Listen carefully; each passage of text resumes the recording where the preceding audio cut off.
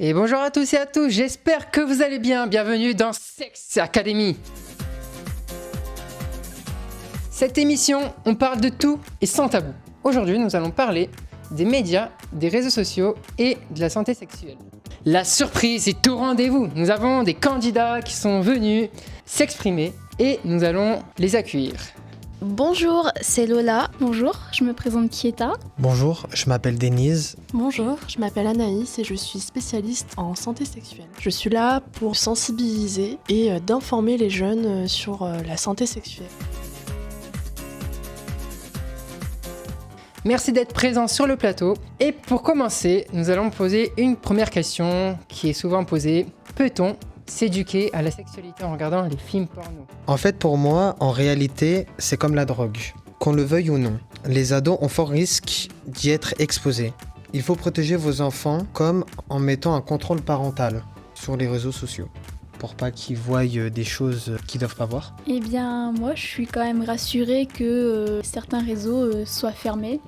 Parce que de l'expérience que j'ai été un petit peu comme l'impression d'avoir un peu une pression de respecter ce que j'ai pu voir. Donc je suis assez rassurée par rapport à ça. Je suis pas du tout d'avis qu'on peut s'éduquer grâce à ça.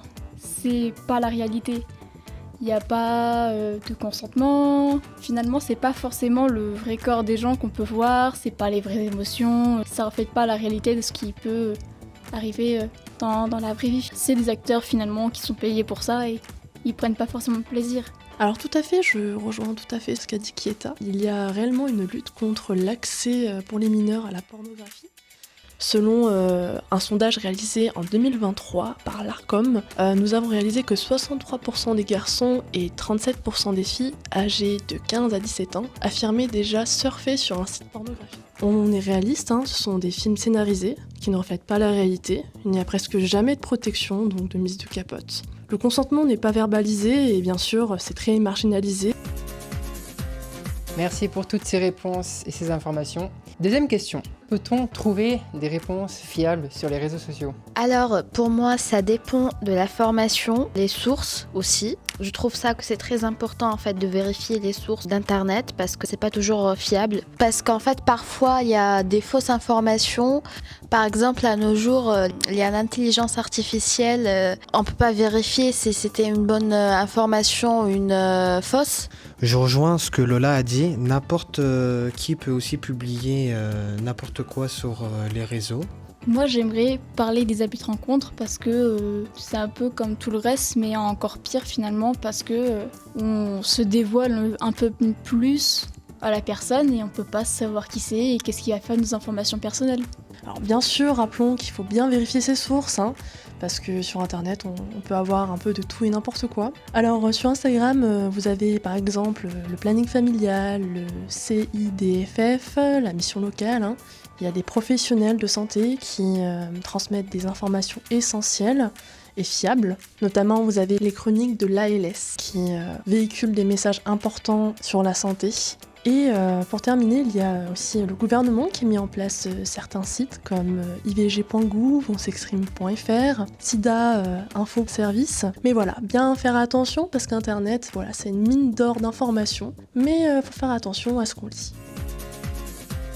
Et prochaine question, est-ce que les réseaux peuvent diminuer la confiance en soi? Est-ce que ça apporte du négatif? Est-ce que ça apporte du positif? Pour moi, ça ramène plus de négatif car il y a beaucoup de critiques. Du coup, on perd confiance en soi. C'est plus facile de critiquer les gens derrière un écran. Ça dépend, certaines personnes sont plus gentilles, on peut recevoir des compliments, ça peut dépendre de tout. Jusqu'où ils vont les compliments et jusqu'où vont les critiques, il y a des limites à tout. Je dirais oui et non en même temps parce que parfois on voit des photos parfaites avec de l'intelligence artificielle par exemple ou des filtres sur les applications comme on peut voir sur Snapchat, Instagram, Facebook. Et dès qu'on voit ces photos, en fait, on dit directement pourquoi nous, on n'est pas comme eux, on n'est pas parfait. Et non aussi parce que en fait, les réseaux sociaux peuvent augmenter la confiance en soi. Par exemple, si j'ai un loisir, je peux partager ça sur les réseaux sociaux. Comme les créateurs et les créatrices de contenu, ils peuvent partager leur passion. ça augmente la confiance en soi. Notons quand même qu'il y a un mouvement qui s'appelle le body positive sur les réseaux sociaux qui met en avant des corps qui sont très différents, des corps naturels, sans retouche.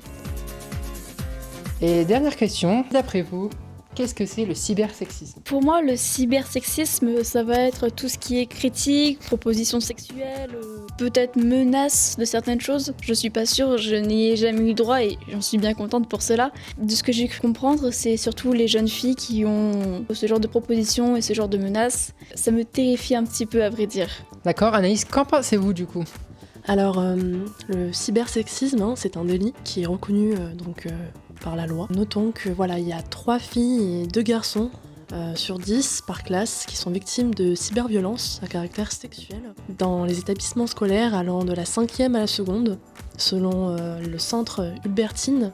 Si vous êtes victime de cybersexisme à travers des photos, des messages, des comportements qui peuvent vous sembler problématiques, vous pouvez contacter le 3018, numéro de téléphone dédié pour des personnes victimes de cyberharcèlement sexuel. Je remercie du coup candidat d'être venu ce soir. Merci à Denise, merci à Lola, merci bien évidemment à Kita et merci à la spécialiste Anaïs. Merci à toutes les personnes qui nous ont écoutés. Merci à Anaël de la LS, merci à Sandrine de la mission locale de Porte de Provence d'être venue ce soir.